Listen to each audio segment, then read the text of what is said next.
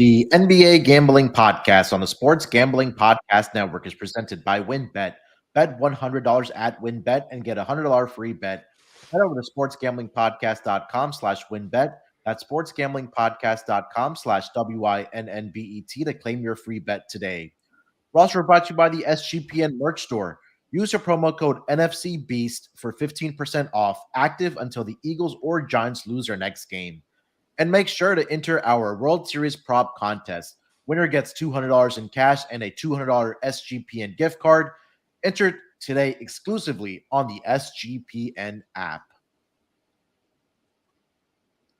Welcome, everyone, to the NBA Gambling Podcast, part of the Sports Gambling Podcast Network. It is Wednesday, October 26th.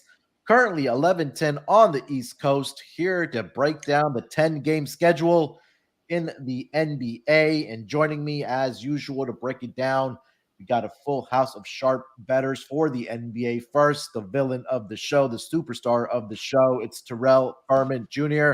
Terrell, how you feeling, my man? Fuck Boston. Keep it nice and simple there. And also joining us, the man that does it both on and off the court for SGPN. It's Scott, Studio Reichel. Scott, what's going on, buddy? I'm doing pretty well. I know last episode I ended up sweeping the lock and dog, which was nice. Unfortunately, for yesterday, the Mavericks killed me. I ended up betting on them overnight. I assumed Zion and Ingram and Jones all wouldn't play. Thought Dallas would have enough firepower to get the job done. I was right about the firepower. The problem was they couldn't get a stop on defense. The Pelicans shot, I believe, around 58% from the floor and 44+% from three. Just an awful defensive showing for Dallas. And it didn't help my bankroll last night, but it happens. And, onward and upward. Yeah, it's early on in the season. That was a weird game last night, especially after Pelicans shot 60+%, I think, in the first half or close to that. And they were only shot up 70+% in the first quarter. Yeah, by only 2 points. It was like 62 half. In the first half. It Yeah. was ridiculous. Makes no sense, Of course, it's all right. The day I call the OKC Thunder to get a win on the money line against the Clippers, the Mavs want to sell like that. It's cool. Terrell, did you want to expand on your fuck Boston? No, I mean, it's really nothing else to say. If you know, you know. Like, I came out here and I gave Boston some pretty high praises, and I decided to sit here and say, hey, good job, Boston. Like, y'all are doing your thing. You had a good matchup against the Bulls, who aren't really that good against good teams. And you matched up well. You had the opportunity. Just go ahead, get them up out of here on the road. And why did I bet Boston? I don't know. I have no idea why I bet Boston. This is what happens. This is what happens when it all makes sense. When it all makes sense, they let you down. It always happens. I can't even understand it. I literally can't understand it. I'm just so pissed at myself because that was like a plus 250 money line, and I just let it right out my hands. I could have bet the Bulls money line, went on about my day, came here and touted and told you all about this is what happens. This is what happens when it makes sense for Boston. You always bet against them, and I didn't even listen to myself. I just don't even know what to do. I didn't even plan on ranting. I just wanted to keep it short, but fuck Boston, man. Like, that city sucks. Oh my gosh. It's all right. It's still early on in the season, Terrell. We're still getting acclimated to what worked for us last season and what didn't work. So luckily, fading Boston works every year. Every year it works. Every single year it works. Yeah. All right. 10-game schedule in the NBA on Wednesday. Does Boston play tonight? Boston is not on the schedule tonight, so you can bring your lucky son of a bitch. Yeah, you can bring your blood pressure down a little bit there, Terrell. All right, before we get into the games for Wednesday, let me tell you guys about our presenting sponsor, WynnBET. Thinking of joining WynnBET? Bet $100 and get a $100 free bet. If you're looking to join the WynnBET's Biggest Winners Club, whoever hits the biggest parlay on WynnBET odds-wise gets a $1,000 free bet. WynnBET truly is #DGens only. Plus, use WynnBET's Build Your Own Bet to build some amazing same-game parlays. There's so much to choose from, and all you have to do is head over to sportsgamblingpodcast.com/WynnBET so they know that we sent you. That's sportsgamblingpodcast.com/WYNNBET to claim your free bet today. Offers subject to change. Terms and conditions at winbet.com. Must be 21 years or older and present in a state where playthrough WinBet is available. If you're someone you know has a gambling problem, call 1-800-522-4700. Also, the Sports Gambling Podcast is giving you a chance to win your choice of either an autographed Lawrence Taylor or autographed Brian Dawkins jersey. Contest is completely free to enter. How do you enter the contest? Well, number one, subscribe to youtube.com/sportsgamblingpodcast. Comment on a video. Each video is a new chance to win. Turn your notifications on so you don't miss SGP contacting you when they pull the winner. Again, make sure to enter the contest for an autographed jersey of either Lawrence Taylor or Brian Dawkins, and it's completely free to enter.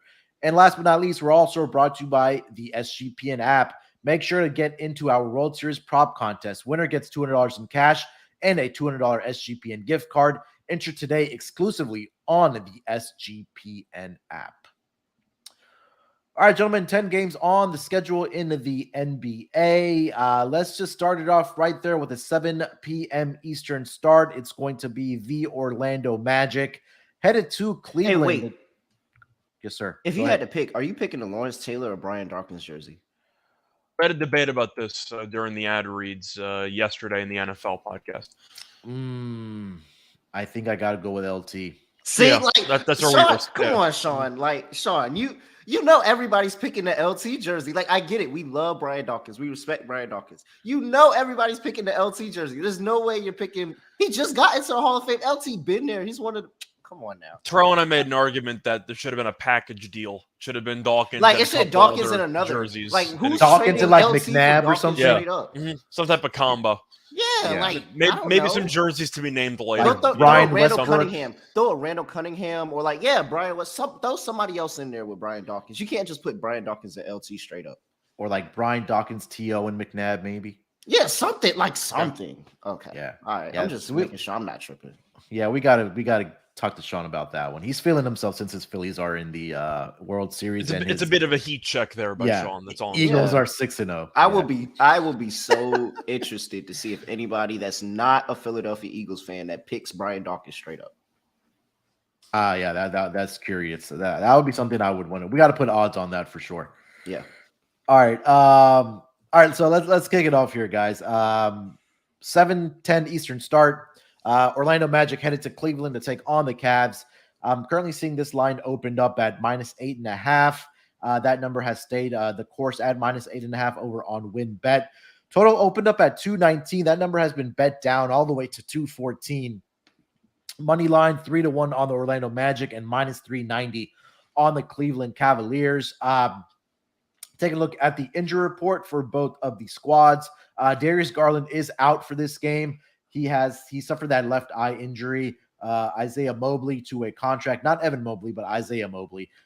Ricky Rubio is still recovering from the torn ACL. For the Orlando Magic, pretty significant injury report here. We know about Markelle Fultz being out. Gary Harris is also out. Jonathan Isaac, we know, has been out. Jalen Suggs is going to be out for a couple of weeks. And then Mo Wagner is also out for the Orlando Magic. So Cleveland at home, -8.5 point favorite here. Scott, let me start with you on this game. What are you thinking about Orlando and Cleveland here? So I know going into the offseason, all three of us liked Orlando, not to make the playoffs or anything, but we thought they would be an entertaining young team, and that's what they've been.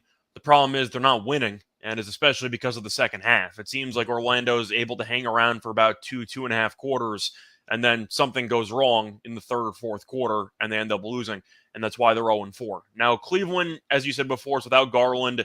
The truth is, Garland really wasn't doing anything this season. It seemed like Mitchell really was having the ball in his hands the entire time, and Garland had to become an off-ball guy, which is kind of upsetting because of how good he was last year. But to go through the actual just overall roster depth, I think we all agree Cleveland's the much better team.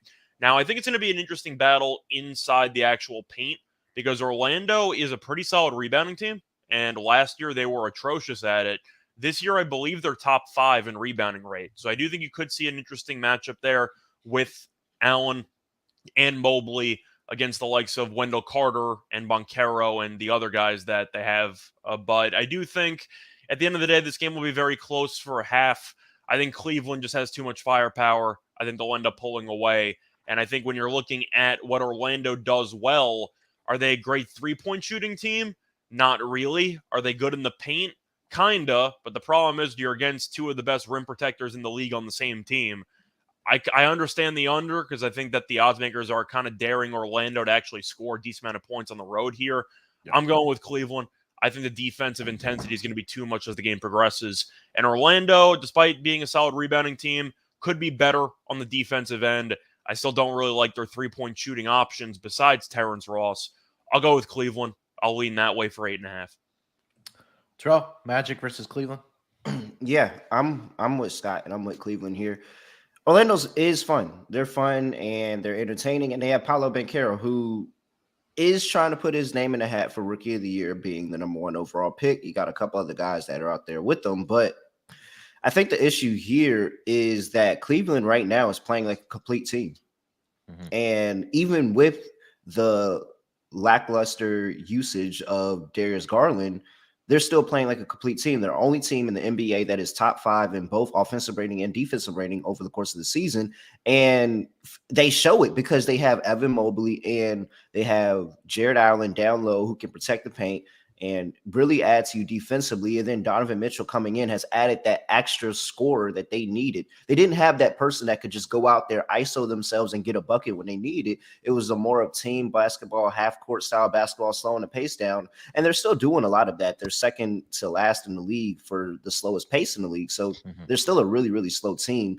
And I think that's what's going to kill Orlando, having to play a slower game, having to play half-court sets, and running these kind of plays instead of running in transition and kind of using their athleticism to their advantage. So, yeah, I'm on Cleveland Cavaliers here. Maybe you can talk me into an Orlando Magic first half, but Cleveland, you know, history, track record with JB Bickerstaff, they show up in the first half, so I'm not 100% certain on that one. I'm here with Cleveland. If this close in the first half, I'm looking for a live play in second half Cleveland. Yeah, I agree with everything you guys just said there. I just think there's going to be too much firepower here for the Cleveland Cavaliers at the end of the day. Whether that's what you just said, Terrell, that Magic can possibly keep it close in the first half, but I think eventually that the Cleveland Cavaliers do actually pull away in the second half. I love the under in this game as well. You guys talked about it, or Terrell, you just mentioned how Cleveland is top 5 in defensive efficiency so far this season. Small sample, but again, they are up there with the Milwaukee Bucks and the LA Lakers. They better be when you have Allen and Mobley in the same lineup together. You better be top 5. Yeah, so I think that, again, with the injuries with the Orlando Magic, we talked about those injuries, and again, just how complete, what you guys just mentioned there, that Cleveland Cavaliers team is. I just think it'll be too much, but yeah, Cleveland and the under in this game for me as well. All right, guys, get over to the next game of the night. It's going to be another 7:10 Eastern start. The Atlanta Hawks head to the Motor City to take on the Pistons. Currently seeing this line opened up at 7 for the Atlanta Hawks. That number has gone now up to 7.5. Starting to see some 8s pop up for the Atlanta Hawks here. Money line right now over on WinBet. Minus 315 for the Atlanta Hawks, plus 250 on the money line for the Detroit Pistons. Total is sitting at 230 points in this game.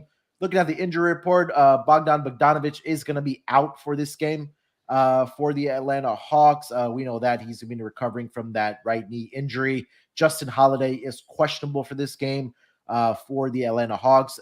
Detroit has not submitted their injury report yet since they are on a back-to-back here.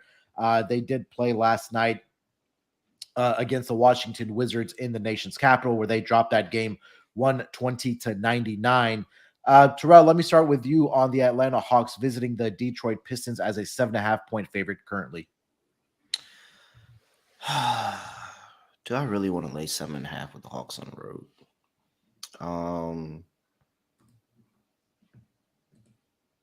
I guess so. It's a back-to-back for the Pistons. I really don't want to think about this one too much. It's disgusting because Atlanta probably shouldn't be laying 7 on the road against anybody.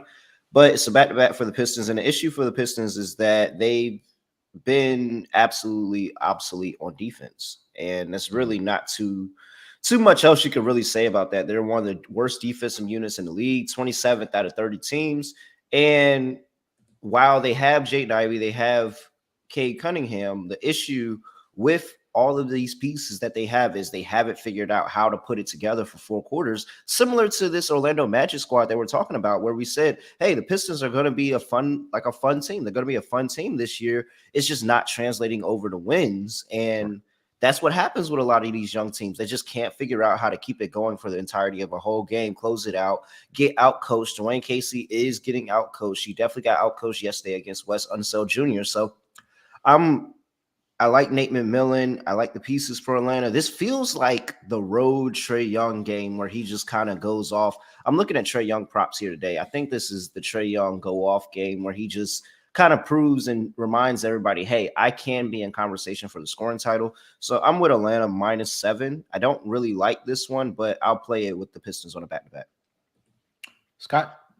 I'm a little bit torn on this one as well because Detroit has been pretty underwhelming lately. And on top of that, they did play yesterday. Now, I guess in their defense, they got blown out yesterday, so they didn't have to use the star players for the entire fourth quarter. Mm-hmm. But I watched Atlanta several times this year because I've had a couple of Trae Young double-double props. I watched them play against – I'm trying to even remember who they were against. I saw their last game. They got buried by Charlotte. I watched that game, but I also watched another one where he actually had a double-double. I think it was Orlando, and they were getting smacked in the first half, and then they ended up coming back from behind. I don't think Atlanta's that good, and I've watched 2 full games. I don't think they're very good. And actually, I also had the over against Houston. So I had a couple of – I've watched Atlanta a decent amount. Selectively, I thought to myself, this team can't shoot from the outside. Just watching them play, they can't shoot. And then I look at the stats, and it backed it up because Atlanta is shooting 30.8% from 3, which is tied for the 5th worst in the league. Mm-hmm. This team really cannot shoot. They have no shooters, especially with Bogdanovich being out. You look at the lineups they run. Trae's been awful from 3. Mm-hmm. Of course, he's going to have stretches because he shoots the ball from 35 feet half the time. Mm-hmm. DeJounte's been okay, but you're looking at the supporting cast with no Gallinari and no Bogdanovich in the lineup. Who's supposed to shoot for them from the outside? Like John Collins? They don't have anybody. Kevin Huerter gone. Like all their shooters are gone. Yeah, I didn't even mention Huerter. They just can't shoot. And I think that if you want to talk about a decent spot here, I know Atlanta just got killed by Charlotte. So you can argue it's a nice bounce back spot. McMillan will get the guys ready to go. I kind of like Detroit here because I think Detroit, even though this team is 1-3, it's similar to last year in the sense that they're awful on the road, but they're 1-0 at home. So I do think if you want to take them in the Little Caesars Arena, pizza, to get the job done, I'll go with Detroit on the money line. I understand that Atlanta could use a win after Charlotte really, really buried them last game in Atlanta, which was an embarrassing showing there. Yeah. But I'm going to go Detroit because I've seen this Atlanta team. They cannot shoot. So I'll take a shot with Detroit at home. Yeah. The one handicap that I had, which you just mentioned there, Scott, was, or 2 things, is that number one, this Atlanta team is really struggling shooting the basketball with now not having Bogdanovich. You mentioned Kevin Huerter also gone. They were their 2 main shooters last season. They're really relying on John Collins to knock down those corner 3-point shots for them, which just hasn't been working for them. You go back to last season, what you just mentioned, that this team is great at home, meaning Atlanta, and then on the road, they're just atrocious. Last season on the road, I think this includes the playoffs or the play-in tournament, they were 16-29 against the spread on the road last season. Detroit too. Detroit was a lot better at home than on the road. Yeah, and let me get those numbers here as well since we're on the subject. Last season, Detroit, 22-18 and 1 at home, 55% against the spread last season at home. So I think 7 may be a little too rich for me here for the Atlanta Hawks. I think that maybe if Detroit does get off to a good start, maybe their legs catch up to them in the second half, and that's where Atlanta, can maybe you get a better number on live. It's what I'm trying to say here for the Atlanta Hawks if Detroit does come out playing well. So do like Detroit in this game, getting the +7, maybe in the first half in this game here as well. But I cannot lay 7.5 points with the Atlanta Hawks on the road. You guys have any thoughts on the total here, Scott? I find it interesting. There's been a lot of over money coming in when one team's on a back-to-back. I think I'm leaning over. And the other team can't shoot? Yeah, the other team can't shoot too, but you've gotten over money. I think I'm going to lean over just based on principle because that seems like a sharp move to me. I don't think the public was sprinting to bet overs in Piston games on a back-to-back. It seems like a sharp money move there. Yeah. I'm going to lean to the over. I'm probably not going to play it, but I guess people are expecting to see more pace in there. Maybe that'll help Detroit's offense, but I'll lean over. I'm also going to lean to Detroit. Probably won't bet either. Terrell, thoughts on the total? Yeah, I'm going over, and it's just because if I'm on Atlanta, I have to go over because I think Atlanta's gonna shoot the lights. Well, not shoot the lights out, but it's gonna look like they shoot the lights out when they make a shot after they missed every shot they took last game, basically. So, I mean, I'm on the over here. It's just I'm fading Detroit's defense. If you leave people wide open, I think that they'll hit it, and so I'm probably gonna look at a couple 3 props in this game. Okay. Just because I'm pretty sure after 3 games and they've shot so badly, we can get a nice juicy price. DeAndre Hunter is one name that comes into mind because he's always going to be on the court defensively, and he'll step out to the outside on the corner, maybe the baseline, something like that, and shoot a wide open 3. So I may be looking at a couple 3 props over 1.5 or something like that plus money. Yeah, I'm currently looking at pace for both of these two teams so far to start the season here. Atlanta is number 8 in the entire league, and then Detroit number 11. So I think, what you guys mentioned about the pace, we'll probably see more up and down in a track meet, probably especially in that first half in this game. Wait, you have Detroit at what number? I have them at 11 in pace. I have them 25th. Okay. Oh, all right. I'll be the final decision there. Detroit is. I'm looking at NBA.com/slaps. I'm looking at the Hollinger stats. Oh yeah, I'm on NBA.com too. Okay. I got him at 11th. Okay, fair enough. Yeah. Okay. Once again, shop your sources. Yeah. Shop your lines. Shop your sources. I mean, it's one thing if you're going to be off by a number or two, but like they have Detroit as like a bottom 6 team in the league in terms of pace. Like that's a problem if you're shopping around. But either way. Yeah, so we don't know how fast Detroit plays. We're going to find out. Yeah, we'll find out tonight. It's going to go. But I also was looking at Capella potentially for a double-double. It's tricky because they use Okongwu a decent amount now because it seems like he's progressed quite nicely. But you're looking at Detroit's overall rebounding numbers. They're not good. We might disagree on this number too, but according to the data that I'm looking at, it says that Detroit right now is a pretty mediocre rebounding team. I know they got Isaiah Stewart. That's basically it because Bagley's out for the X amount of time. I think Capella could have a good game here. We know he likes to rim run. You might see Detroit overreact to a couple of pick and rolls there. They'll try to prevent Young from scoring. He might, dish it down for Capella for some easy dunks. You have any thoughts on Capella double-double at plus 150? I think the concern for Capella, like what you just mentioned, is that they haven't used. I'm sorry? It's the minutes. Yeah, exactly. That's what it is. With them having Okongwu out there more. And I watched a couple of Atlanta games. You're right that Okongwu has been getting more minutes. So that's the only concern I would have. They could run Capella off the floor this game. If they run, run with Detroit, they could run Capella off the floor this game. He would not stay on the floor if they're running up and down with Detroit the entire game. But we could Capella had an assist last game. Are we getting back on the Capella over half assists? That was a ride last year. What's the juice at?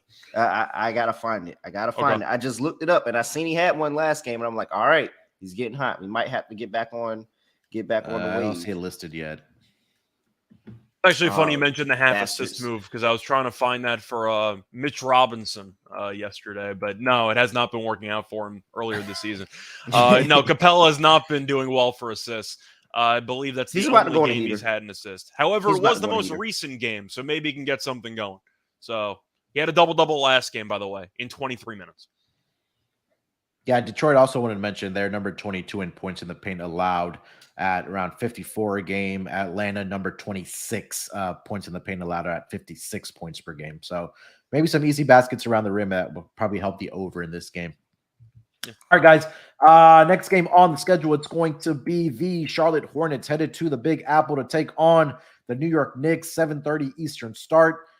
This line opened up at -7.5. It stayed pretty consistent across the board at WinBet -7.5. Total opened up at 226.5. That number has been bet down a little bit, but nothing significant. I'm seeing a 225.5 over on WinBet. Money line for this game is going to be minus 310 for the New York Knicks and plus 245 for the Charlotte Hornets.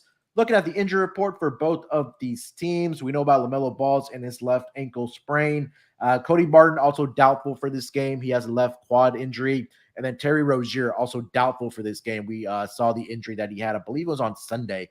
And he left the arena in a boot. So right now, officially listed as doubtful for this game. But Terrell, let me start with you on this game. Charlotte Hornets visiting the New York Knicks as a 7.5-point road underdog here. What are you thinking? I mean, does Charlotte just not go into full tank now that Terry Rozier's down too? Like, is this not let's just go ahead tank this game on the road? He didn't play against Atlanta, and they won anyway. Yeah. Coming off the road win against Atlanta, going to play on the road against the Knicks. I really don't like what the Knicks are doing this year, but they're getting some really favorable spots to start their beginning of the season. Jalen Brunson, he's been cool. I don't know. I'm very pessimistic on this Knicks team. I really don't think they look good, but they're playing well to begin the season. So I'm not going to back the Charlotte Hornets missing, in the second time to get this done against the New York Knicks squad. I'll take the Knicks minus 7.5, but I really don't like this game. Yeah, Knicks so far are, again, very small sample, 2-0 at home, but it's been against the Pistons and it's been against the Magic. They've won both those games by double digits. I mean, do we put Charlotte in the same category as Orlando and Detroit, especially without Terry Rozier? I think it's a possibility, but, Terrell, you said this a lot of times throughout the years on the NBA Gambling Podcast, is that you're always going to get the best effort from opposing teams when they're coming into the Mecca at Madison Square Garden, but I'm not sure is that going to be enough here, especially without your starting guards. No, we already know no LaMelo Ball and obviously no Terry Rozier, so it looks like the responsibility of scoring is going to fall on Gordon Hayward and Kelly Oubre Jr. Is that going to be enough against this Knicks team? I'm not sure. I like what I've seen offensively from the New York Knicks. They've been putting up points. But Scott, thoughts on this game? I'm going to lean to the Knicks. It's an interesting spot because the Knicks are 2-0 at home with 2 blowout wins, and the Hornets are 2-0 on the road with 2 blowout wins. But still, I like what I've seen from the Knicks. And I think if you want to talk about the overall roster construction, it's not good enough to win a title. It might not be good enough to even get out of the play-in. But I do like what I've seen so far. And the one loss they had was an overtime game on the road against Memphis. Mm-hmm. Really not a bad loss there. I think that New York's actually been a solid team. Brunson's looks very sharp. I don't know if he has a turnover yet. I know he's been really just solid with the basketball in terms of decision-making. Barrett's been very hit or miss. He was especially awful against Memphis, but I think he's been a lot better since then. Randall had a double-double last game. He looked comfortable. Toppin's been good off the bench. I think this roster is not bad. And I'm looking at Charlotte. Since I watched a decent amount of the game against Atlanta, they smacked the crap out of them. That game wasn't even close.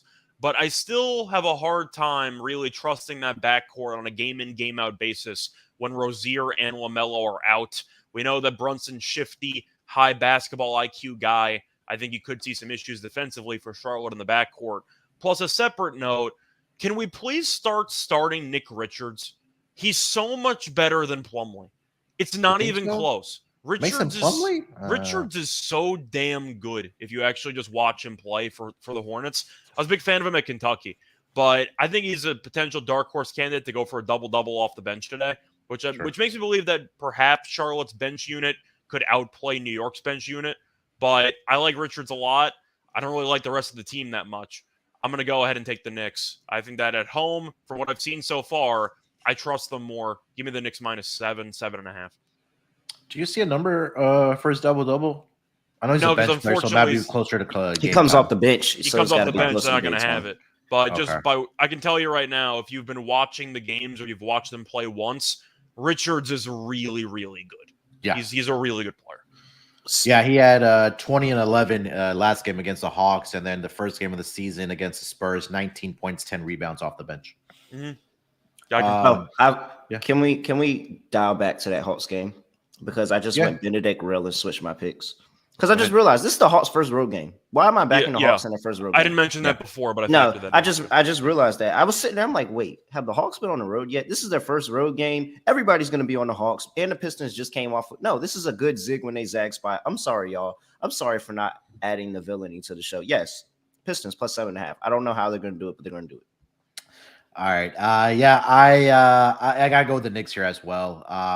Gonna lay the points here with the Knicks. I think it's just a mismatch. What you just highlighted there, Scott. And we mentioned that the injuries in the backcourt with the Hornets. I think that's something that Brunson and RJ Barrett should be able to take advantage of. And I think that defensively they can give them some fits as well. So Knicks for me in this game as well. You guys have any thoughts on the total before we get over to the next game? Scott?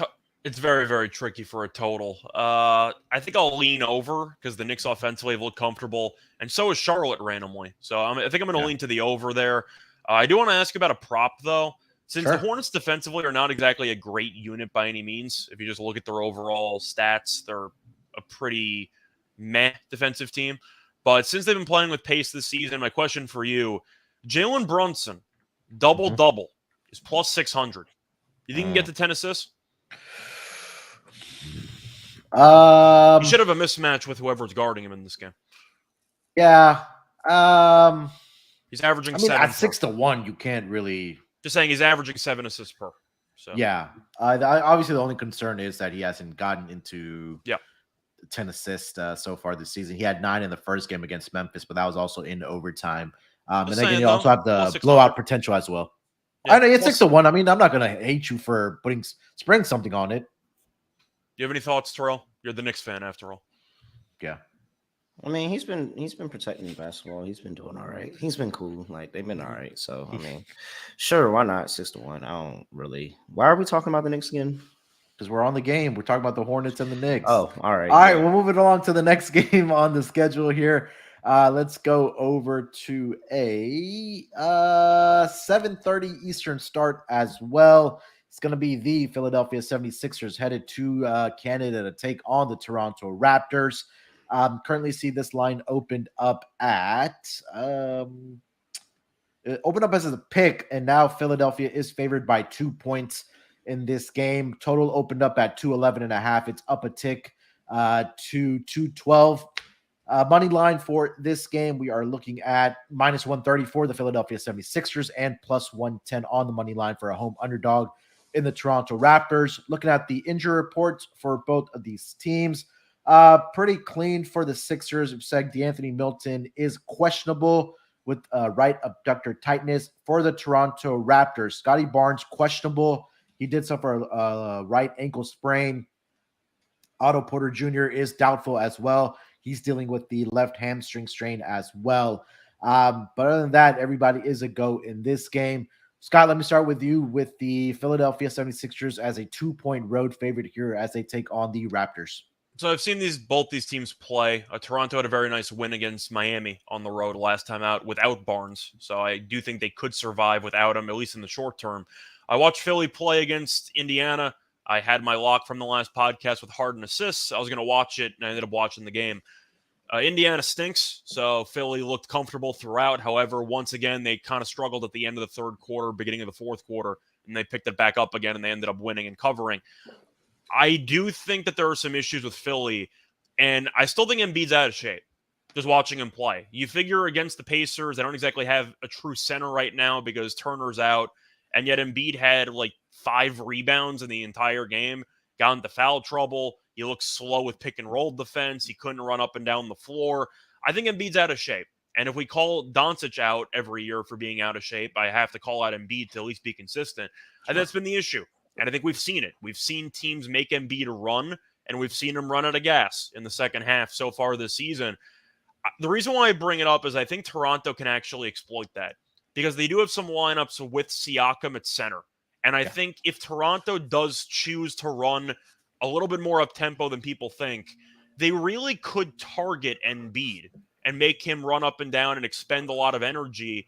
And the line has moved a lot. I believe Toronto was even -1 last night, and now Philly's -2. It's the exact same situation as the playoff series. The game's in Toronto. Philly's favored because they have more talent, and Barnes is probably not going to play. It's the same exact thing as the playoff series. I'm actually going to lean to Toronto. I think that the overall depth of this team is a lot better than Philly's if you just compare the bench units. And once again, I think Siakam at center, maybe a little bit of Achua in there at center could really give Philly problems because of the different lineups that they have.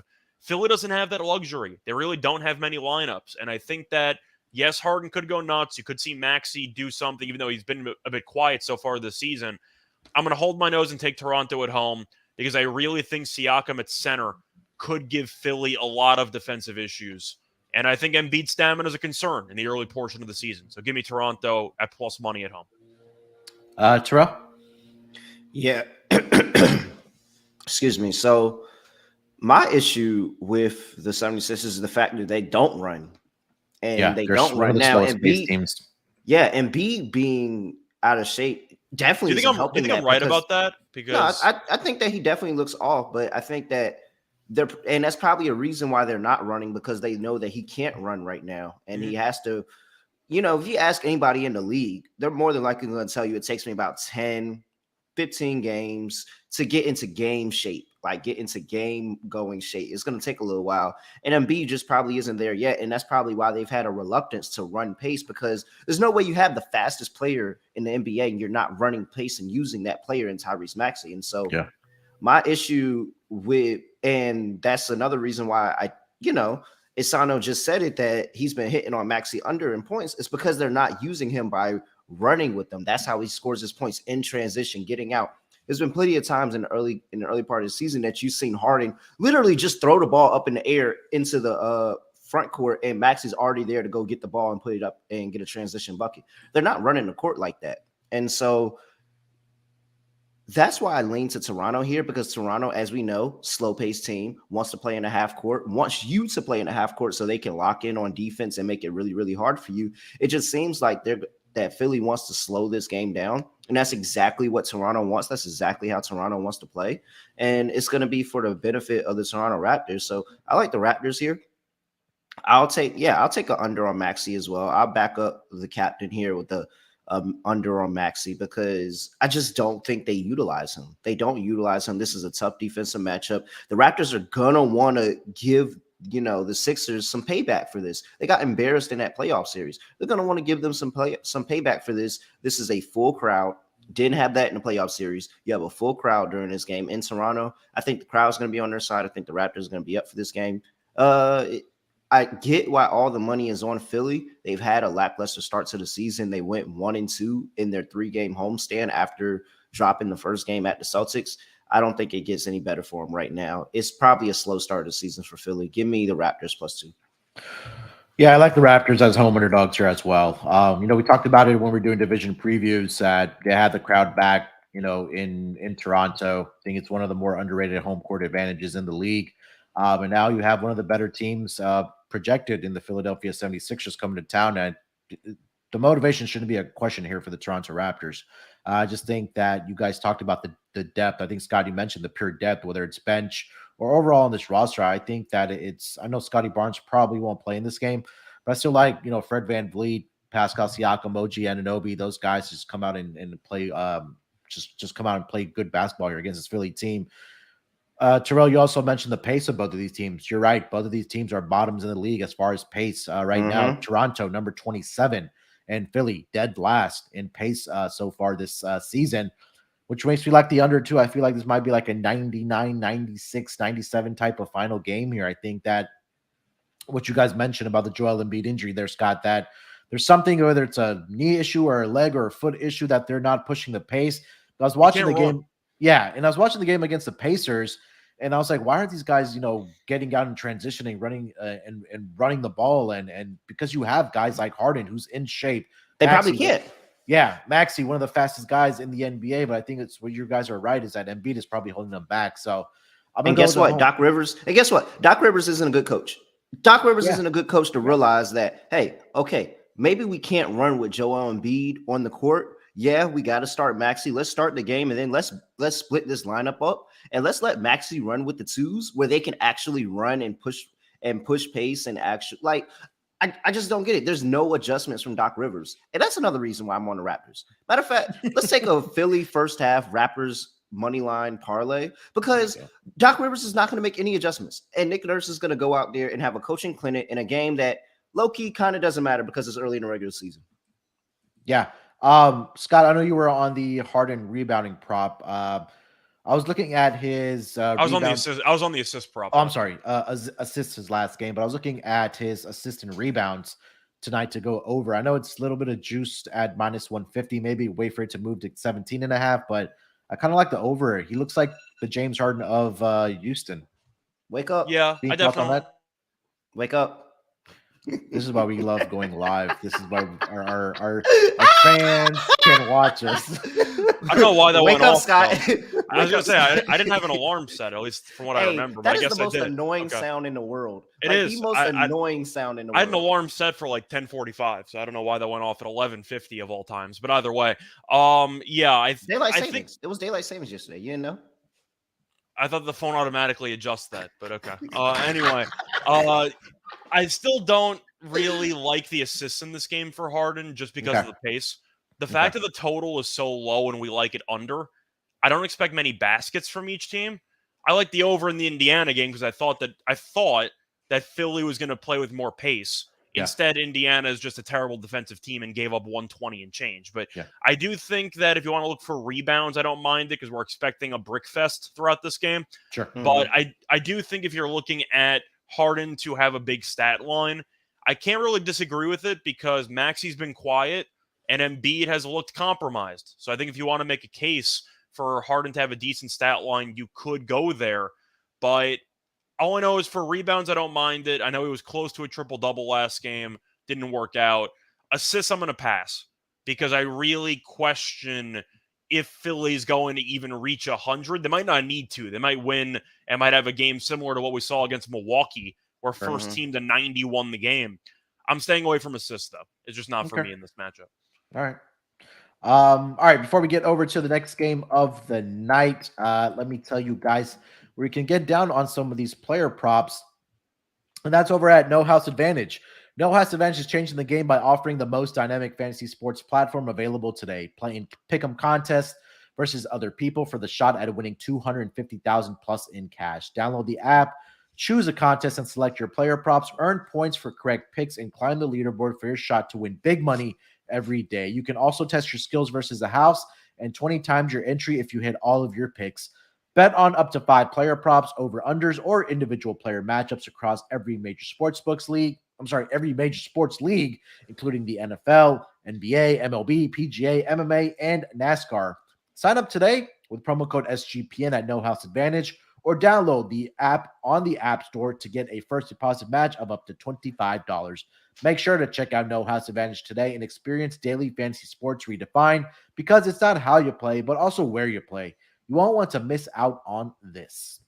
All right, guys, let's get over real quick. Show some love to the chat. We got to show some love to the chat. Oh, yeah, man. Yeah, chat's been going all day. We got Ryan McIntyre, NFL Gambling Podcast, College Experience, talking about 3-1 Wizards. Hey, man, I said I thought the Wizards were going to be better this year. They're still a pickup basketball team, but they're going to be better. Talking about Bradley keep a bag Beal. He didn't have a bag last night, but it's all right.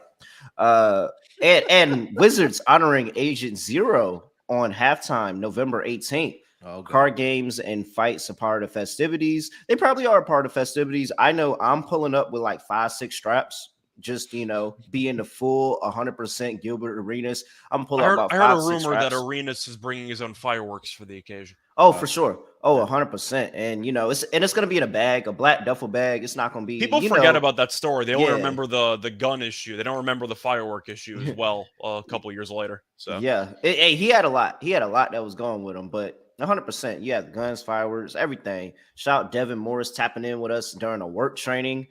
Peak DGen right there. Might have to throw him up there for real men of DGens. And then LG as Spider 30 plus is an auto bet without Darius Garland. Probably. Any thoughts on Ant over rebounds? We haven't got to that game yet. We'll talk about that one later. Yeah. And I'll use the captain and say, always in the chat on the MLB gambling podcast as well. Now tuning into the NBA. So appreciate all you guys. We love doing this live. So any comments, questions, put them into those the chat box there, and we'll do our best to answer those as we kind of get game by game on the schedule. All right, guys, let's get over to the next game of the night. Maybe the game of the night. Brooklyn Nets headed to Milwaukee to take on the Milwaukee Bucks. It's going to be a 7:30 Eastern start on the 4-letter network. Taking a look at the lines for this game, I'm currently seeing that the Milwaukee Bucks opened up as a 4-point favorite. That number has been come down half a point on WinBet at -3.5. Total opened up at 233.5. That number has been bet down to 231 now over on WinBet. Money lines +140 for the Brooklyn Nets, -165 for the Milwaukee Bucks. Looking at the injury report for both of these teams, let's see here. Brooklyn Nets, we know they're without Seth Curry.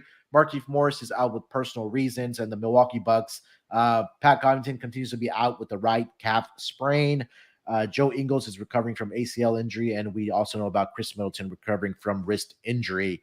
Scott, let me start with you on this game. It's a 3.5 point home favorite here for the Milwaukee Bucks as they take on your Brooklyn Nets.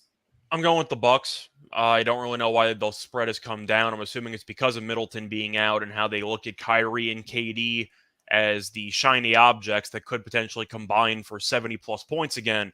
I don't really care. I saw the line drop down in the Memphis game, and I took Memphis anyway because as a fan of this team, I knew where the game was going, and I said Memphis would score a bunch of points, and that they did because Bane and Morant each had 37-plus points.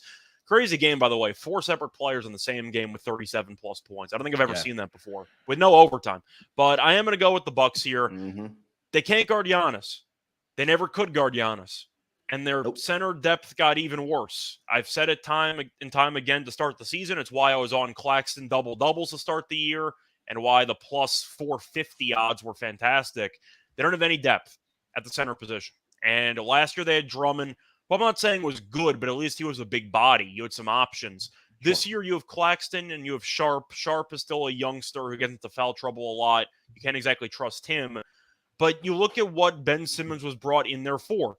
He was brought in there for defensive purposes and a little bit of rebounding in a small ball lineup. The problem is the Nets are bottom 5 in defense. I believe they're allowing the most points per game, but according to efficiency, they're bottom 5. So he's not really done much defensively, and they're dead last in rebounding rate. So I guess you can say Ben Simmons has not worked out so far. He's looked very rusty. I know the facilitating's okay, but once again, he never shoots. He can't look at the rim. And I do think if you want to talk about how the Bucks match up well, I think it's really on the interior. We saw them against Houston. They looked at the lineup. No Bruno. They're, of course, just not a great rebounding team anyway. Mm-hmm. And the Bucks said, okay, bet we're going to use Giannis, Lopez, and Portis in the starting lineup. And we're going to absolutely demolish Munaf's favorite team. And they did. And Giannis went for 44. I mean, it was going to happen. They dominated on the glass. I see a very similar story here. Durant and Kyrie can do their thing. They can't stop anyone. And Simmons fouls out in 23 minutes every game. They have no perimeter defense, and they can't rebound. I think that Milwaukee's going to dominate on second chance points. Give me Milwaukee at home with the crowd behind them. I think that even though the Nets have the firepower, and you could argue this game means more to the Nets because they've gotten smacked by Milwaukee in the playoffs in the past, I don't really care. I'm going with Milwaukee. Probably Milwaukee team total over. I just see a lot of scoring chances for Milwaukee, but I can't back the Nets, who have played arguably the worst defense in the entire league, and they're the worst rebounding team in the league. Give me Milwaukee. This is a battle of the best defensive rated team against the worst defensive rated team between the Bucks and the Nets here. Terrell, Bucks and Nets, man, what do you like? Yeah, I can't fight anything with that defense. They suck on defense. But what we can say is that offensively, they found themselves a little bit of a rhythm here. They're 7th in the league in terms of offensive efficiency. It's pretty high up. The Bucks a little bit lower down, but it's more of they're just, not only missing Chris Middleton, but they're just not looking to score those things. And I think that's really why I'm probably going to lean closer to the Nets on this side, is because I think that this can turn into a little bit of offensive game. Now, if we talk about the defense of the Milwaukee Bucks, they played the Rockets and they played the 76ers. And they played the 76ers not knowing whatever the hell 76ers want to do with the ball at all. Yeah. And so I think that that's a little bit skewed on how good of a defensive team they are. I'm willing to just go ahead and say that the Nets, while Milwaukee is a bad defensive team. That the Nets are really good on offense, and that can overpower that. And so I'm going to lean the Nets here. I think that this is going to be a high scoring game. That's a little bit more contrarian because it's under money coming in and that total's coming down. I want to let that total come down as much as I can, or wait till I live bet this game and kind of let it go under in that first half and then catch a nice second half overline. If I'm taking an under, it's the Nets team total, for the record. There's no chance I'm taking a Milwaukee under from what I saw with the Nets defense so far this season. Yeah, but I think that the Nets keep up with Milwaukee. I think they keep up with Milwaukee. These benches are going to be the deciding factor here. Both of these teams are towards the bottom of the league in bench production. Whoever can get that outside production from the starters, from those people coming off the bench, whether it's a Patty Mills coming off the bench, whether it's Day'Ron Sharp, anybody like that, anything from anybody coming off the bench for either one of these teams is going to be a deciding factor. I'm going to just, zig where they zag. All this money is coming in on the Bucks for good reason. I think the Nets can keep it close. Yeah, the line has dropped. So a little bit of reverse line movement there, but the Nets are also dead last in 3-point defense. So they don't do anything well defensively. Yeah. Yeah, you take a look I'm on the Nets, if I didn't make that clear. I'm on the Nets. Yeah, you take a look at the last 5 regular season games. I know it's been with Drew Holiday, it's been with Chris Middleton, but I think Scott is right that the Bucks have been able to score points against this Nets defense. It's the paint. They just dominate on the glass every single game. Yeah, 120, 123, 121, 127, 115 over their last 5 regular season games. And they've only 2 games for last season where it came down to the wire, where the Nets won by 3 and then the Bucks won by 1 point. In I think 3 out of the 4 games last season. Yeah, this is a tough one for me. Force pick here. I'm going to go with the Milwaukee Bucks as well. Defensively, I don't like what I've seen. Scott hit the nail on the head. I just don't like what I've seen from this Brooklyn Nets team, and it's kind of what we saw against the Memphis Grizzlies is that Ja and Desmond Bane were able to get whatever they wanted. Like you mentioned, they both had at least 37 points in that game. Then we see a similar situation that Giannis gets another 40 piece in this game, and somebody like Drew Holiday puts up 25, 27 points for the Milwaukee Bucks as well. And I think that defensively, until I see improvement from this Brooklyn Nets team, I can't get behind them right now. I know, Terrell, that you mentioned that we can maybe take a lot away from the defensive rating numbers right now for the Milwaukee Bucks because they played the Sixers, which was a very slow-paced team, and it was the first game of the season. Rockets, offensively, were just outclassed in that game, and they were struggling on the offensive end as well. But I think tonight we'll find out which team is superior. This is the test. This is the test, right? If they lock in defensively here, I'm like, all right, this is Milwaukee. We know they're back or anything, but it's just some of these higher powered offenses can just kind of get right against anybody. So I see people betting the under. I see a lot of people betting the under. If this flew over the total, I wouldn't be surprised. Yeah. And the regular season games have been flying over the total. I mean, I read just some of the numbers that Bucks have been putting up as well. So again, it'll be interesting to see. But yeah, I'm going to go lean with the Bucks. I like the Bucks team total in this game to go over as well. Anything else you guys like for this game, Terrell? No, I'm good. Isano asked points, rebounds, and assists under 22.5 for Ben Simmons. I just like the points. I almost took that as my YouTube play last night. It was at 8.5. I'm not even going to bother with assists and rebounds because why would I bother? Simmons never looks at the rim. He's attempted less than 6 shots in each of the first 3 games. He's fouled out in 2 of the first 3 games. Is he guarding Giannis? I don't know what they're going to do. Like, Claxton can't guard him, and you brought in Simmons to be a defensive guy. It hasn't worked out so far. Are we assuming Simmons is going to be the primary defender on Giannis? Because he might foul out in 5 minutes if he is. That was going to be my question to you. He's not. He can't be. They're going to put Claxton on him? He's giving up 40 pounds to Giannis. They don't have an option. I don't think it's Simmons. Durant's not going to guard him. I think he can't even guard him anyway. It's more of let Giannis do what he's going to do and don't let anybody else get there. I would put Simmons on Drew Holiday and say, all right, Drew, you're not doing anything tonight. Okay. Now, if Giannis goes out and gives us 50 and everybody else gives us 25, or maybe everybody else combines for another 50, then we're in this game. But Nah, I'm not putting him on Giannis, and then because he has to stay in the game. If Ben Simmons leads the game, that messes up what they're doing offensively as the facilitator, and that messes up what they're doing defensively, rotating over. No, you gotta put him on Drew Holiday for his own good. It's I funny think they that- might at some point put him on Giannis, and I think it's going to go horribly. So we'll see. Yeah, I was going to ask that question to Scott. Is that do you think they put Simmons on Giannis, which will be interesting to see? Yeah, but Scott's right. He's played 28 minutes and he fouled out, and then 23 minutes against the Pelicans and fouled out as well. But I say bet that under on points just because. I mean, you're not going to think that Ben Simmons. He's not going to shoot. Like Ben Simmons isn't going to shoot. So and he's not a good free throw shooter. So so it's more of is he going to get it inside the paint? And guess what? The Bucks are right now sixth best team in the league in points in the paint to the opponent. So yeah, give me Ben Simmons under. Love it.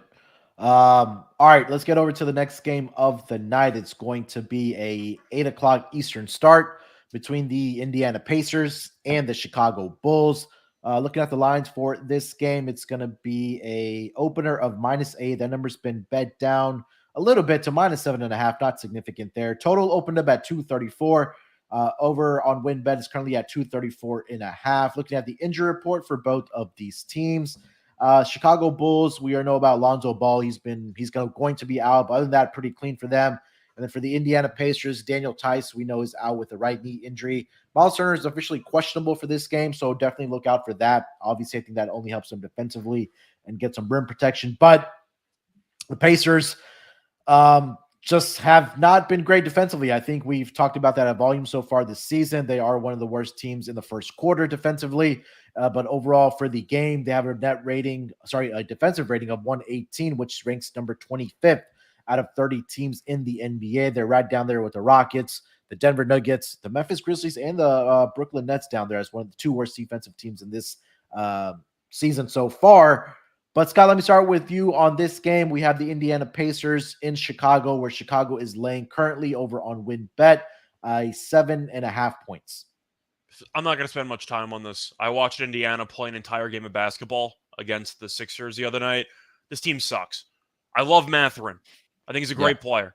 I loved him out of Arizona. I thought he'd be one of the best players in the draft. It turns out everybody's been really good in this draft so far this season. See, there's really no wrong answers, but I really thought Mathurin would be really good at the next level. This team's terrible. And Carlisle's rotations are a disaster.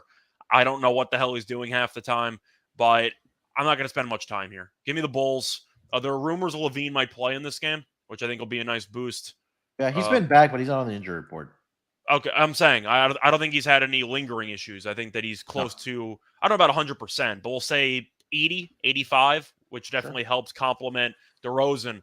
Indiana can't guard anybody, and I like what Vucevic had 23 rebounds, the birthday boy with 23 rebounds there. I know Terrell is all over the double-double along with myself, but give me the Bulls. Not going to spend much time on this. Indiana's just a really bad basketball team. Terrell? Maybe we need to talk about it now. So Indiana's really bad. Indiana's bad defensively, but what are the things they do well? What are the things they don't do well? The thing that they don't do well is guard the three. They're fucking terrible at it. What is the thing that Chicago doesn't do well? Shoot the three. They haven't been able to shoot the three. If for this year, they weren't able to shoot three last year. They don't have the personnel to be able to shoot the three. So if you watch Indiana, they guard the fuck out the paint. They guard the fuck out the paint. Like it is, they had 15 blocks against the Pistons, I think. I think it was 15 blocks for the game in the paint.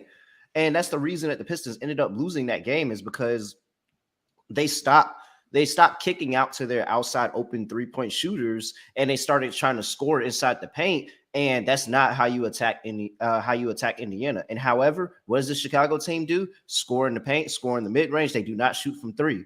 If Indiana's only good at guarding everything but the three, then I think that they have a chance to win this game because Indiana has a really good offense and they're able to put up points. And Rick Carlisle has gotten that team to the point where he wants them where they're just going to be an offensive juggernaut every night and dare the other team to outscore them. And so in a letdown spot from the Chicago Bulls after, getting over the hump, beating the Boston Celtics, which I think they lost to them like a crazy amount of times in recent years. They lost to everybody, but Boston killed them last year. Yeah. Milwaukee killed them the worst, but Boston killed them pretty badly. I think this is a little bit of a letdown spot, and it just kind of makes sense looking at the defensive numbers and what Indiana does well and doesn't do well. This just feels like a really good matchup for them and the personnel they have. So I'm gonna back Indiana plus 7.5 here, and you know what? Sprinkle on the money line. Chicago might get upset today. I think DeRozan goes for 35. That's just my opinion. That's easy. Yeah. Yeah, Chicago ranks number 23 in three-point shooting so far this season, but also they're not getting up a lot of attempts either because they, again, don't have the shooters, which ranks second to last in the NBA. They're only getting up around 28.5 per game. Number 30 on that list is the New Orleans Pelicans as well. I think I still have to go with the Chicago Bulls here. I think that I'm rooting for Indiana, but they got to just show it to me. You know, if I lose money, I lose money. No, I get that. I get that. No. And again, I think in that first quarter is where I'm really focusing on this game. Chicago Bulls team total go over 31 in that first quarter. Chicago has given up 33 plus in all four of their games so far this season against their opponents in that first quarter. I think at home, Chicago comes out with their starters. They shoot the ball well from mid-range. I think that we might see a pace in this game because we know with Rick Carlisle teams, it's about pace and just getting the ball up and down the floor. Right now, Indiana ranks number 7 in the entire league as far as pace. I know Chicago is not up there. Actually, they're right at number 15. So at least in the first quarter, not bad. Yeah, at least in the first quarter, I do like the Bulls to get at least 32 points for me. But yeah, full game, I like Chicago here as well. I think I'm with Scott there, where Indiana needs to show me. But I think that, Terrell, you made a great counterpoint about the three-point shooting defense. The interior defense for the Indiana Pacers, where they play incredible defense. And you're right, they're number 4, I think, in points in the paint allowed in the entire league so far this season, which is up there with some of the better defensive teams in the NBA. Any thoughts on the total here, guys? It's ballooned up to 235 now. Scott? I'm just going to lean over. A lot of over money. I think Chicago could score 130. I'm just going to take the over. Terrell? Yeah. I guess I gotta go. I guess I gotta go over 2. I don't really like it. All right. Next game on the schedule, it's going to be a 8:00 Eastern start as well. San Antonio Spurs in Minnesota to take on the Timberwolves. Currently looking at the lines for this game, it's going to be a -8 opener. That number has been bet up to -9 now for the Minnesota Timberwolves at home. Total sitting at 232. Opened up at 232 in this game. That's been bet up to 235 in this game. Looking at the injury report, let's start with the road team, the San Antonio Spurs. Devin Vassell is on the injury report. He is listed as doubtful for this game for the San Antonio Spurs with a left knee soreness. Other than that, everybody is to go. For the Minnesota Timberwolves, it is going to be Kyle Anderson out for this game with back spasms, and Austin Rivers is also doubtful for this game. He has a right hip soreness. These two teams just matched up the other night. I believe Minnesota was on a back-to-back where the Spurs came out and took care of business, 115-106 in that game. Now Minnesota on their home floor has the opportunity to return that favor. Scott, let me start with you. Minnesota laying 9 points here at home against San Antonio Spurs. I'm going to lean to the Spurs. At the end of the day, I simply think that Timberwolves are overvalued. I made that case all offseason, especially in the beginning of the year. I thought chemistry would be an issue.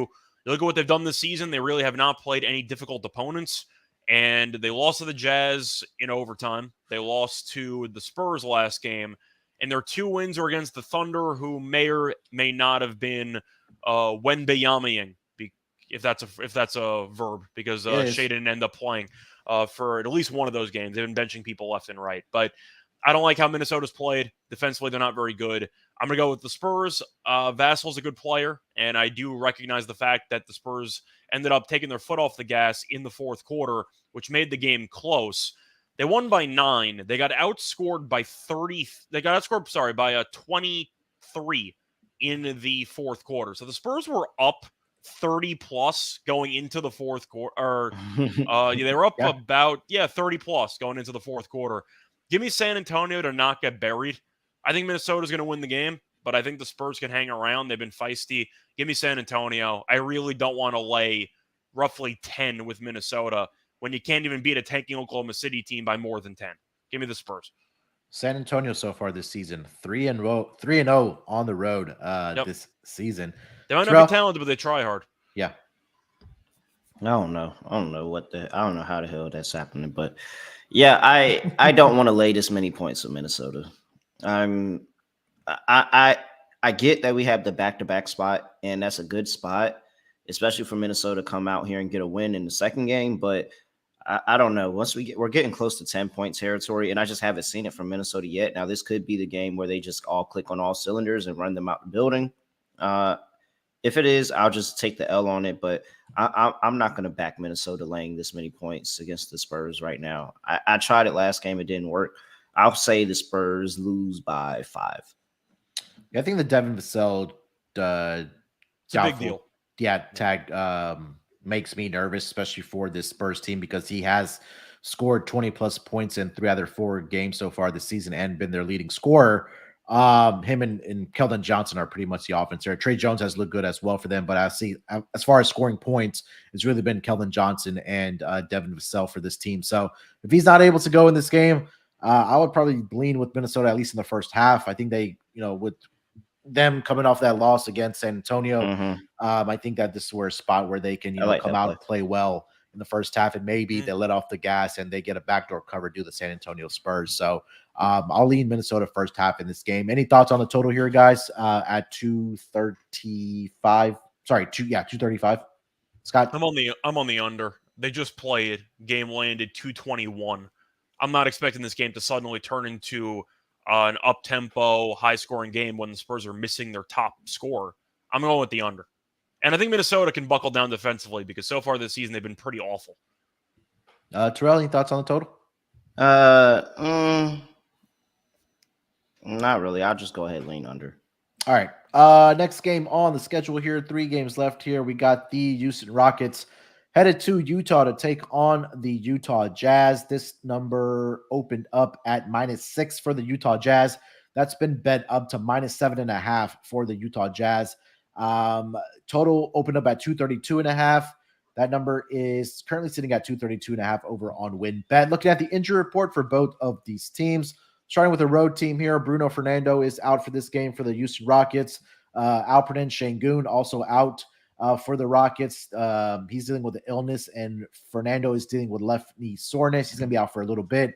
Jae'Sean Tate is officially questionable for this game. He's been battling a left ankle soreness. Other than that, everybody is a go. Utah Jazz, only player that is on the injury report is Azubuike. He is dealing with a right ankle recovery as he had surgery on it, but everybody is a go for the Utah Jazz. These two teams did match up earlier this week where the Rockets pulled off their first victory. Jazz were in a back-to-back situation in that game. That game was really ugly, guys. I was watching it as a Rockets fan. There's a lot of turnovers in that game. It was an overtime back-to-back situation.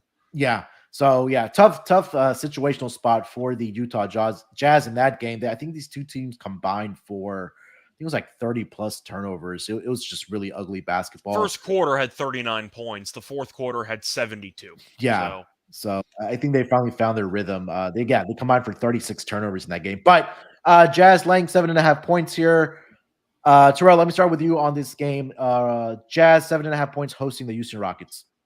Yeah, Jazz laying 7.5 is concerning. That's a lot of points, and we're getting dangerously close to that 10-point territory for a preseason tanking team. 7.5 seems a little bit high. Yeah, it does extremely. But I think I'm gonna back it just because I don't necessarily trust the Houston on the road just yet. I don't know how much they're going to get up for this game. This is an immediate rematch, and so I expect to see a lot more energy from this Utah team. And I just don't think a lot of things went well. Jabari Smith had a pretty solid game for them last game. A lot of things went well for Houston in that game, and they still almost really blew the lead at the half and almost blew the game. Not at the half, but at the end of the game. And so, I think that this is a good spot for Utah to just kind of get some payback. I really don't like laying this many points, but I'll do it. Maybe they do get close to 10 points and a win here, but my gut's telling me stick with Utah here, so I'm going with Utah. Scott? I think I'm going to go with the over in this one. I find it interesting that the game went under by about 10 points, or compared to this total, and yet the line is still in the 230s. I think they found their groove as the game went on. You had 39 points, which really just killed the total in the first quarter. I've noticed that with Houston. That's what killed the total against the Hawks. They've just not been good in the first quarter of games. But Utah likes to go up tempo. They shoot a bunch of threes. And Houston defensively is a train wreck. They also have no rim protection right now because of all the injuries they had. They tried to use Kenyon Martin Jr. and Jabari Smith as your front court. Good luck with that one. That didn't exactly work out. I am going to go, or technically it did work out because they won the game, but I still don't like the actual front court defense. I'm on the over. I see a lot of pace. For props, I like Jabari Smith double-double at around, what is the price at? Plus 170. Kevin Porter Jr. had 10 rebounds. I don't think that's going to happen again. And Jabari Smith still had 9. They have no centers. I got to go with Smith over. I think that since he's 7 feet tall, he's basically playing center. I think you'll see pace, and I think you'll see rebounds for him. Give me the double-double for him, but I do like the over. I just think with Houston playing a stretch 5 at this point, they're going to keep playing up tempo. I think Utah will too. It was a bad first quarter. I'm not going to overreact to it. 72 points in the fourth quarter. I think you could have an explosion quarter once again in this game. I'm going to lean to the over. Yeah, again, like you mentioned, it was just a really bad spot for the Utah Jazz in that game coming off. They came out flat. I mean, yeah. And I thought they would, lay down in that second half, but offensively they were right there. You take a look at that second half. It was 63 points combined for both of these teams. So I think that's something we'll see here tonight. That was my favorite play of this day so far. Utah Jazz and the Rockets to get over this total, especially what you just mentioned there, Scott. With no rim protection really for the Houston Rockets as both their starting guys. We did see some Boban in this Utah. game. What is Utah? They have Olynyk as their starting center? Like, nobody has rim protection in this game. Yeah, I mean, they've been throwing Walker Kessler out there, but it was only for 8 minutes. But Vanderbilt can give you a little bit, but he's in foul trouble all the time. Yeah, and his rebounding props have been cashing at a high level as well. I'm annoyed I didn't get the double-double that one time, though, but the rebounds got there basically every game. I think he had a double-double the game after, which was annoying, but still. Yeah, and Kelly Olynyk, you're right. They have 3 quote-unquote classified power forward startings with Lauri Markkanen, Kelly Olynyk, and Jared Vanderbilt. I like the over. I'll probably lean with the Utah Jazz in the first half in this game as well. Jazz have been one of the better scoring teams in the first half. I know they only put up 45, but again, like we mentioned, they probably come out with some dead legs in that first half, but crazy enough, they turned it on in the second half.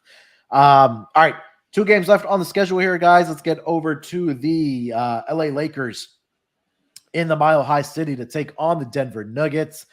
This line opened up at, let's see here, -6.5 for the Denver Nuggets. That number has come down to -5.5 over on WinBet. Total opened up at 227. That number has been bet up to 229.5. Looking at the injury report for both of these teams, we'll start with the road team here. Thomas Bryant, we know, is out for the LA Lakers. Anthony Davis listed as probable. LeBron James listed as probable.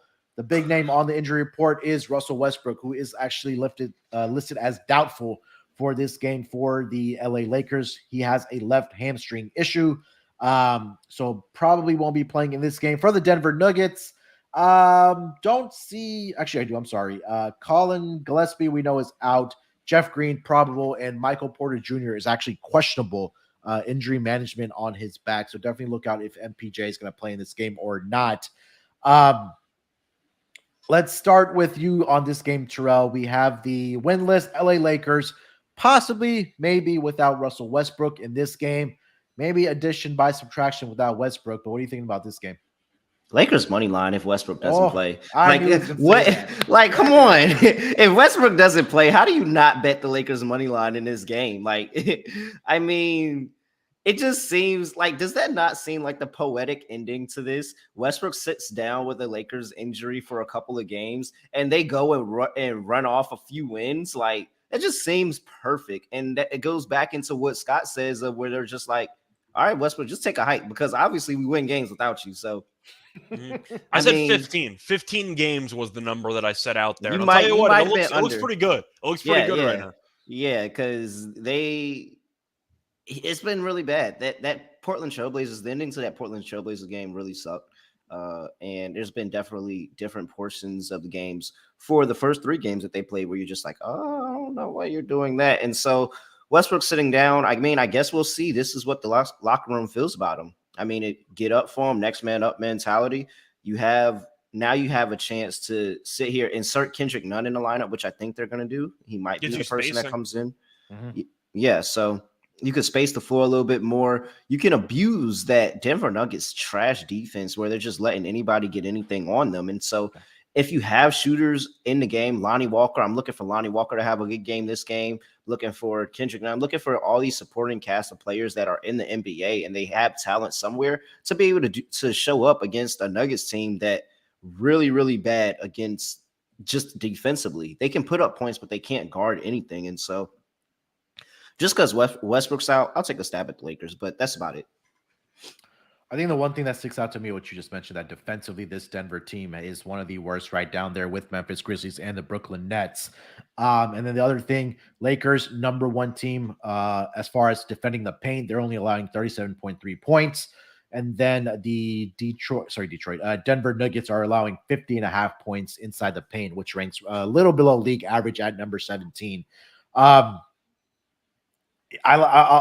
let me kick it to you first before I give my pick, but I agree with Terrell. Go ahead. I agree too. I think that when you're looking at a good buy low spot on the Lakers, if you want to go for narrative, it checks the box because Westbrook's not going to play. But it mostly involves the fact that I think the Lakers front court with Davis can actually somewhat contain Jokic, and they're going to be without Porter Jr., who's been really good from three so far this season. Green's been okay too. Jamal Murray, we know, has been a little bit inconsistent. He's also been banged up, so you don't exactly know what you're going to get from him or if he's going to play at all. Besides that, the supporting cast for Denver's fine. I don't think it's an amazing group, but it's okay. I think it's a decent spot for the Lakers because if you expect LeBron and AD to dominate in the paint, because we know Jokic isn't exactly a great defensive player, I think the framework is there for a path for the Lakers to win this game. So I'm going to lean to the Lakers. The line seems a little bit short. I think it's a trap. They're daring you to fade the Lakers. I'm not going to fall for it. I'm going to take the Lakers against an injured team that I think can actually do some damage offensively. I like the Lakers team total over. Yes. I think they're going to be able to score a lot of points. Yeah, that was going to be my play in this game as well. Lakers like what, team 112, total. 112 now? Yeah, I see 112 right now. But yeah, I mean, I agree with everything that you guys said there. The Westbrook factor as well, but I just think that defensively, just Denver, I mean, you guys both said it, that they're just not very good. And the Lakers are what, second in pace this year? Yeah, and then that's another thing I want to mention, that they're number two in shockingly in pace. That you would think that one of the best defensive team in the league so far, despite being 0-3. Offensively, they haven't looked great, but they're pushing the pace and they're just having. The pace is good. They just can't shoot. But now they'll they can't shoot. And, lineup, so. And there's been the turnovers for this team as well. So I think tonight is an opportunity for this team, possibly without Westbrook, going up against not a great defensive team.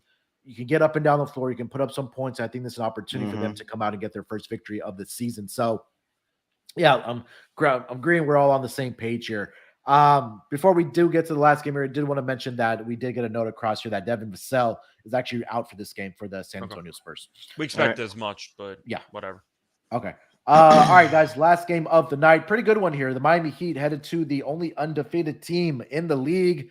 In the Western Conference, I should say. The Portland Trail Blazers, 4-0 so far this season. They welcome the Miami Heat to town. Looking at the lines for this game, currently seeing the Portland Trail Blazers opened up as a 1-point favorite. That line has now flipped to -2.5 for the Miami Heat. Total opened up at 222.5. That number has been bet down to 220 over on WinBet. Money line for this game, -140 for the Miami Heat. And home underdogs, the Portland Trail Blazers, +120. Looking at the injury report for this game, let's start with the road team here. Victor Oladipo, not with the team. He will be out. And Omar Yurtseven dealing with the left ankle issue. Portland Trail Blazers pretty significant here as far as role players. We know Gary Payton II is out. Oliver Sarr is also out. Trendon Watford is also out. And then Justice Winslow is questionable with a right ankle sprain. I believe he left their last game with that ankle issue. So officially listed as questionable for this game.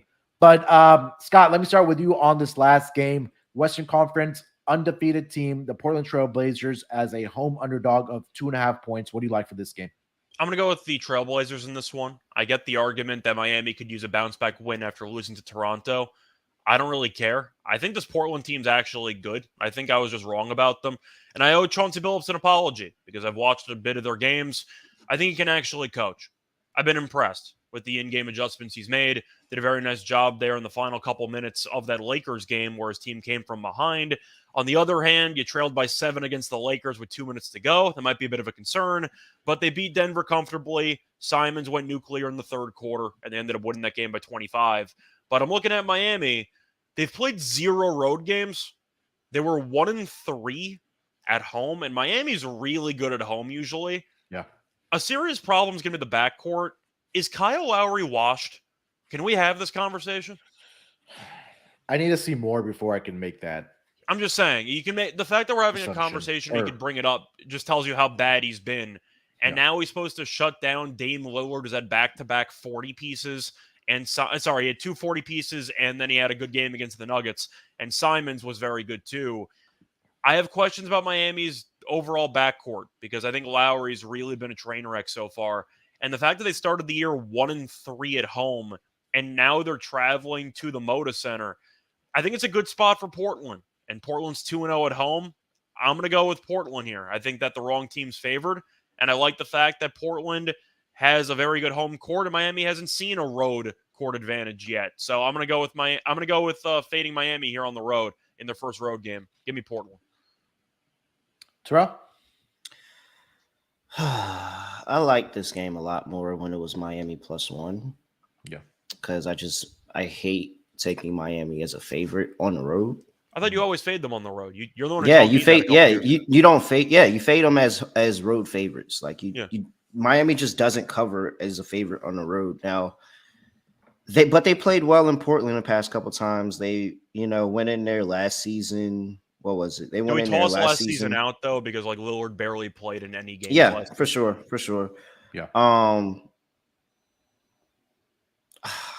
This kind of feels like a letdown for Portland. It really does.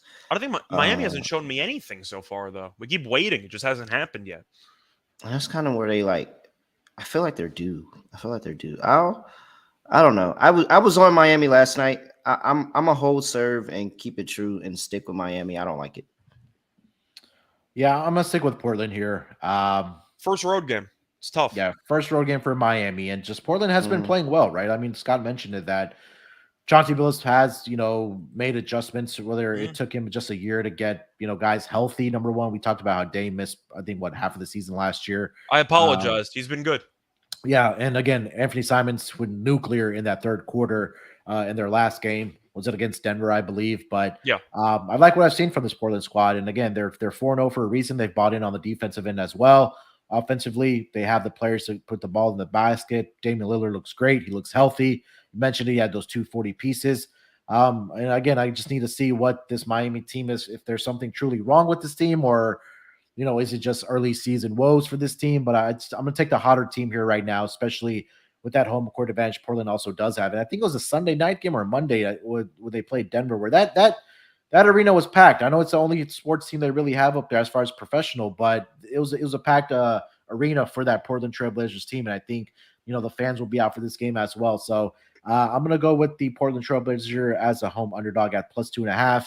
I'm leaning towards the under in this game, guys. I don't know if you have any thoughts on the total here. Scott, let me start with you, 220.5.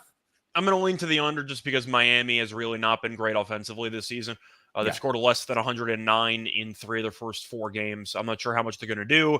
Once again, Lowry playing a lot of minutes when he can't shoot isn't exactly going to help an over. I'm going to go with the under. Terrell, any thoughts on the total? Yeah, Miami's slow-paced team. I expect them to try to kind of slow things down and keep the crowd at bay a little bit. Give me an under.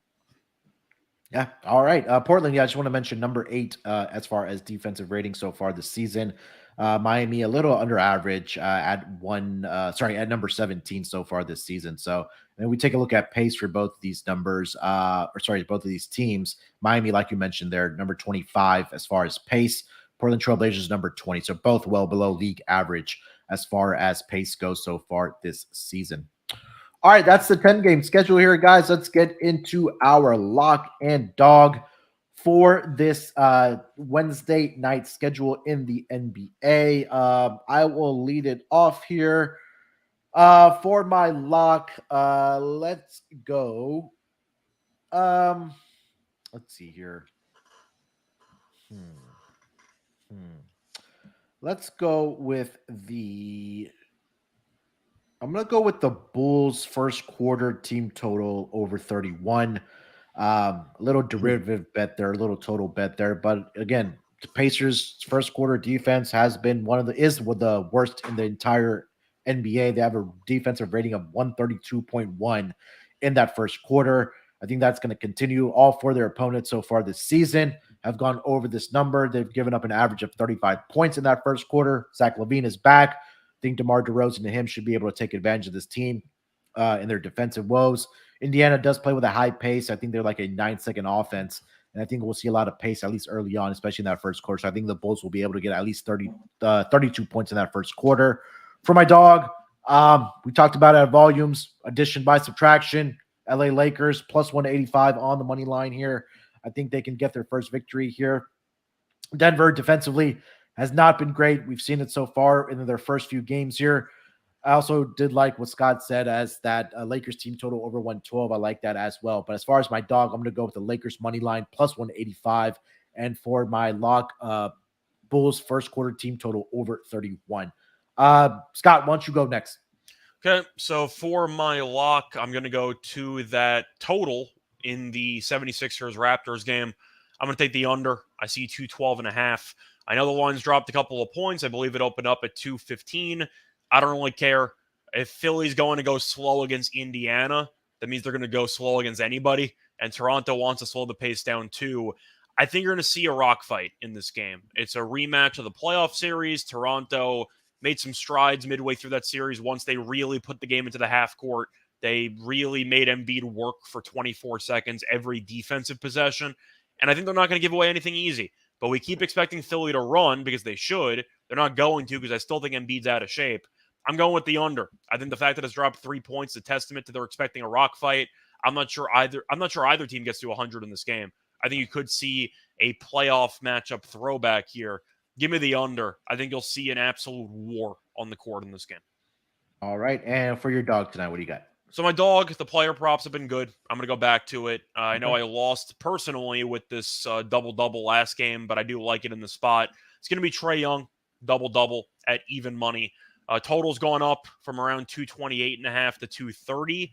And I do think that since Young has the ball in his hands all the time, he should be able to find guys open at least 10 times in this game. But he's been good at assists. I'm not going to overreact to a game where he got benched a little bit early because of blowout potential there against Charlotte. I think this game should be more competitive. We think Detroit's going to win, so I think or has a shot to win, so I do think this game should be close. Give me Young to go for a double-double against a pretty underwhelming defense on a back-to-back. Love it. All right, so a lock for Scott, Sixers and Raptors under, and his dog's going to be Trae Young double-double for tonight against the Detroit Pistons. All right, Villain, close out strong, my man. What do you got for your lock-in dog? All right, for my lock, let me go with. Let's go with. Let's just trust my gut. Toronto plus 2. Okay. Toronto plus 2. That's my lock. For my dog, give me the Pacers plus 245. I think that the Pacers can sneak the Bulls here. I like their offense and. Bulls giving up a lot from 3. Pacers have 3-point shooters, unlike the Bulls, who are also playing the Pacers, who give up a lot from 3. However, the Bulls do not have 3-point shooters. I think that the Pacers just outscore them in this game. I'll take the Pacers on the plus 245. Yeah, maybe a Buddy Hield prop here tonight for his 3-point shot as well. He's been jacking them up and actually making them as well. But yeah, recap Terrell's picks. He's got Raptors plus 2 as his lock. And for his dog of the night, it's going to be the Pacers plus 245 on the money line against the Chicago Bulls.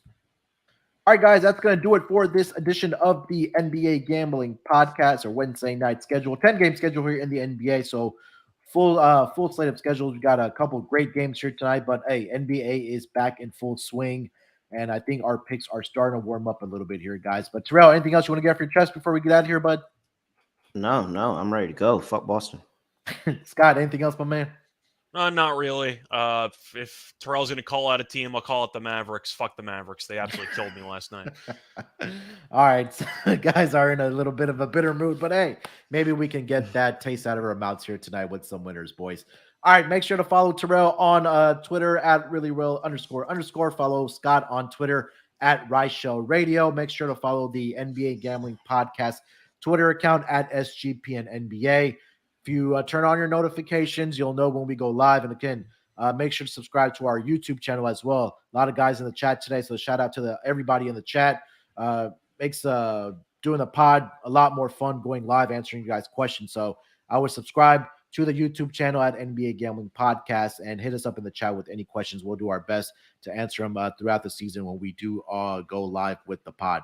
All right, good luck with your bets. Let's break these books off and let it ride.